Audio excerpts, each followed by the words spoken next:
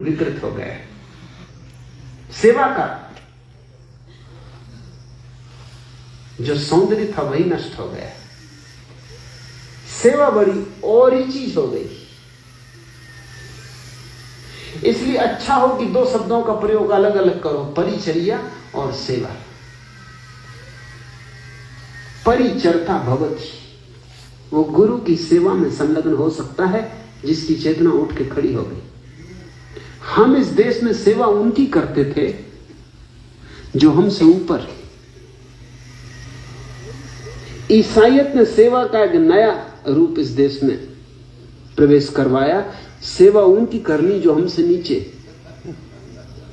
सेवा करनी है दरिद्र की, दीन की, बीमार की, दुखी की। सेवा करनी है कोढ़ी की। सेवा करनी है कैंसर के मरीज की। सेवा करनी है अनाथों की, विधवाओं की, वृद्धों की।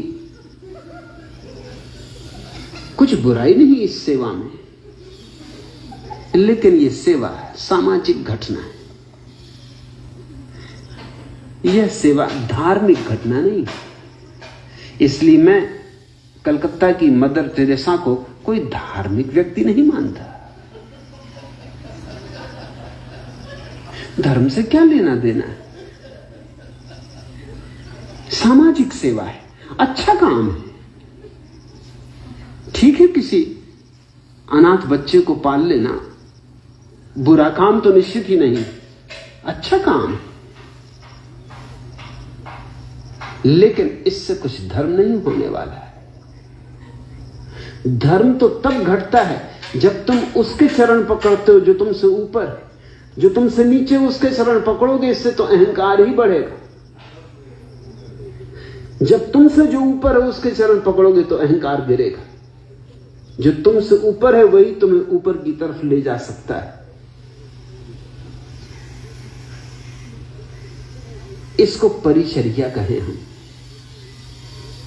छांदोग्य कहता है उत्तिष्ठन् परिचरता भवति। जिसकी चेतना उठ के खड़ी हो गई वो गुरु की सेवा करता है। गुरु की सेवा तो हम सिर्फ इस देश में गुरु की करते थे और किसी की नहीं। सेवा गुरु की ही हो सकती है। गुरु शब्द का अर्थ होता है अंधकार को मिटाने वाला। सेवा उसकी ही करनी है जिसका अंधकार मिट गया हो, ताकि हमारा अंधकार मिट सके। अरे उस दिए के करीब आओ जो जल चुका है, ताकि तुम्हारी बुझी ज्योति, तुम्हारा बुझा दिया, तुम्हारी बुझी बाती भी सुलग उठे। सेवा करने से वह गुरु के पास बैठने योग्य बनता है। क्या लाभ होगा गुरु की सेवा का? उसके पास बैठने की योग्यता आएगी।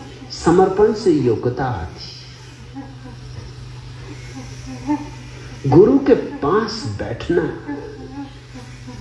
इस जगत का अभूततम अनुभव है, अपूर्व अनुभव है। परिचरण उपसत्ता भवति।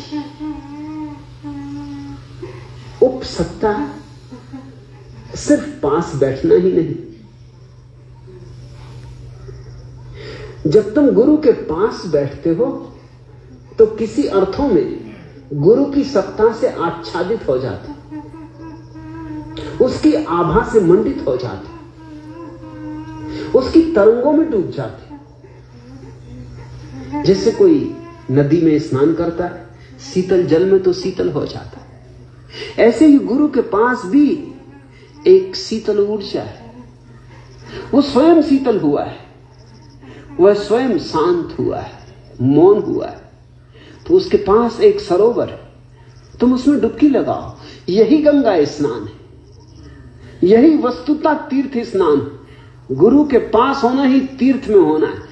और गुरु को जिसने पा लिया उसने तीर्थंकर को पा लिया। उसकी सत्ता आच्छादित करने लगती है तुम्हें। जैसे कि तुम निकलोगे, रात रानी के फूल खिले हो, उनके पास से सिर्फ पास से गुजर जाओगे या थोड़ी देर खड़े हो जाओगे तो तुम चकित होगे।